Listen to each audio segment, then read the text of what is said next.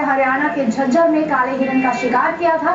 जो बंदूक इस वक्त झज्जर पुलिस के मालखाने में जमा है, जिस बंदूक के लाइसेंस पर कानूनन कभी भी गाज गिर सकती है, एक गंभीर अपराध में जिस हथियार का लाइसेंस कैंसिल हो सकता है, वही लाइसेंस 4 महीने बाद गुड़गांव के डिस्ट्रिक्ट कमिश्नर के ऑफिस से रिन्यू हो गया। आपको बता दें कि नवाब पटौदी पर जिस हथियार से शिकार करने का आरोप था, इस हथियार का लाइसेंस उनकी बेटी सोहा अली खान के नाम है। मामला अब भी अदालत में है और कानून के हिसाब से जब मामला कोर्ट में है और उस पर कोई फैसला नहीं आया तो फिलहाल बंदूक का लाइसेंस रद्द होना चाहिए, लेकिन दोबारा सोहा की बंदूक का लाइसेंस रिन्यू कर दिया जाना चौंकाने वाली बात है। दरअसल बंदूक का लाइसेंस दिसंबर 2007 तक ही वैध था।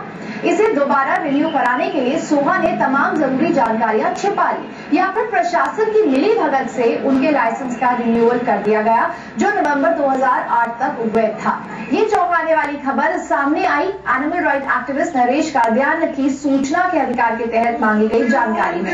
इसी जानकारी में इस बात का भी खुलासा हुआ कि सोहा अली खान ने बालिग होने से पहले ही बंदूक के लाइसेंस की अर्जी लगा दी थी और वो महज 18 साल 1 महीने की थी कि उन्हें लाइसेंस जारी कर दिया गया।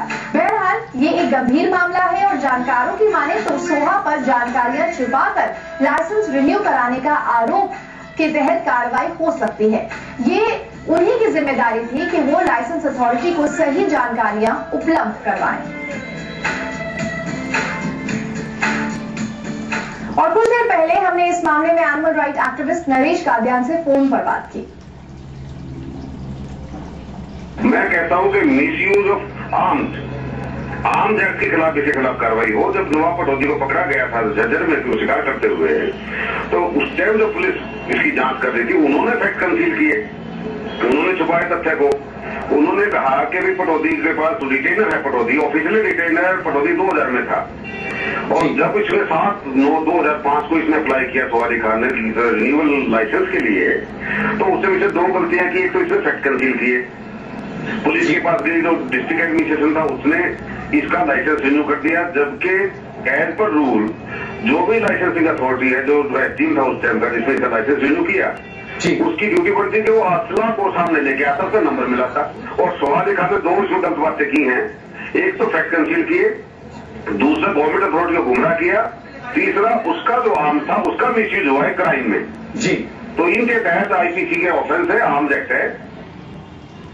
और इसी बारे में और जानकारी लेने के लिए रुक करते हैं गुड़गांव में मौजूद अपने सहयोगी अनिल मनचंदा का। अनिल, अब जब ये मामला सामने आया है तो पुलिस क्या कुछ कार्रवाई करने की सोच रही है?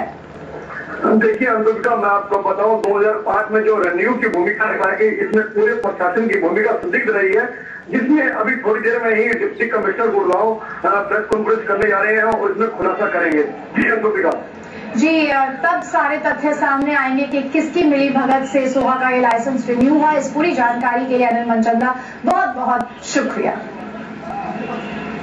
और लास्ट स्पेशल में यहाँ हम ले रहे हैं एक छोटा सा ब्रेक।